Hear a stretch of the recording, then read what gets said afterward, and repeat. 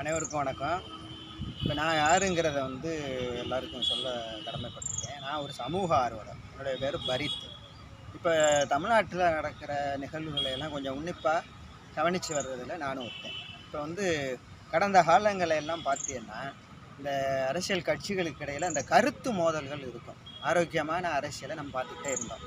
இப்போ நாம் தமிழர் கட்சியோட தலைவர் ஒருங்கிணைப்பாளர்னு சொல்கிற அந்த சீமான் அவர்கள் இப்போத்தான் தடம் புரண்டு பேசிக்கிட்டு இருக்கிறதா நான் நினைக்கிறேன். ஏன்னு கேட்டீங்கன்னா, இவர் தந்தை பெரியாரை உயர்த்தி பிடிச்சிட்டே தமிழக மக்களோட நெஞ்சில் இடம்பெற்று இன்றைக்கி அந்த கட்சி அங்கீகாரம் தேர்தல் கமிஷனால் அங்கீகரிக்கப்பட்ட ஒரு கட்சியாக மாறி இருக்குது. அப்போ அந்த அளவுக்கு அவர் பெரியாரை முன்னிறுத்தினே அரசியல் பண்ணார், வெற்றி பெற்றிருக்கிறார்.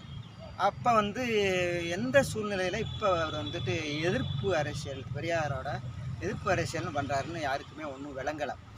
ஏன்னு கேட்டிங்கன்னா, தந்தை பெரியார் அந்த கீழ்மட்ட மக்களுக்காக அந்த அடித்தட்டு மக்கள்னு சொல்லுவாங்கல்ல, அவங்களுடைய நலனுக்காகத்தான் பாடுபட்டு ஒரு சுதந்திரத்தை வாங்கி தந்திருக்கார். அதுதான் உண்மை. பெண்களுக்கான ஒரு சுதந்திரத்தை எல்லாம் வாங்கி கொடுத்தவர் தந்தை பெரியார் தான். அவங்க வரலாற்றில் இடம்பெற்றுட்டார்.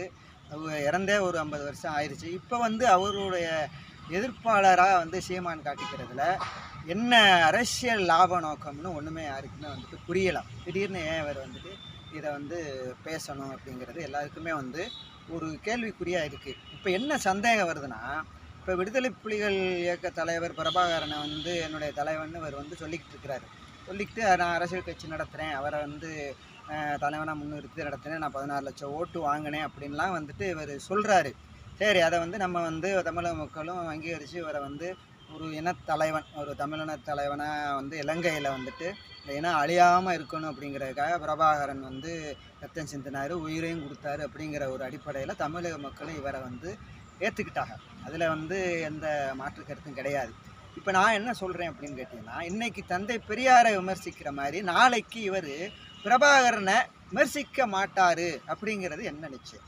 இன்றைக்கி தலைவன் சொல்லிட்டு உயர்த்தி பிடிச்ச பெரியாரை இன்றைக்கி தந்தை பெரியார் தமிழக மக்களுக்கு எதிரானவர், பெண்கள் சம்பந்தமாக ஆபாசமாக பேசினார்னு சொல்கிற இதே சீமான் நாளைக்கு விடுதலை புலிகள் தலைவர் பிரபாகரனை ராஜீவ்காந்தியை கொன்ன கொலைகாரன்னு இவர் சொல்ல மாட்டாருங்கிறது என்ன நிச்சயம்? அதை நீங்கள் யோசிச்சு பாருங்கள். அது பிறண்டு போய் ஒரே கொள்கையில் ஸ்ட்ராங்காக இருந்துடணும். இன்றைக்கி இவர் விஜய் அரசியலுக்கு வந்துட்டார், அவர் பெரியாரை முன்னிறுத்தி வர்றாரு அப்படிங்கிற ஒரு கட்டத்தில் நீங்கள் ஏன் தடமாறுறீங்க? அப்போ ஒரு பயம் வந்துருச்சு உங்களுக்கு, நம்ம கட்சி அங்கே போகுதோ அப்படிங்கிற ஒரு பயம் வந்துச்சு. அப்போ கொள்கையை மாற்றிக்கிறணும் அப்படிங்கிற ஒரு சிந்தனைக்கு வந்தது மகா கேவலமான ஒன்று. இது தமிழக மக்களை நீங்கள் இழிவுபடுத்துகிற மாதிரி. இனிமேலும் நீங்கள் அந்த ஒரு காரியத்தை பண்ணாமல் பெரியாரை உயர்த்தியே நீங்கள் அரசியல் பண்ணுங்கள்.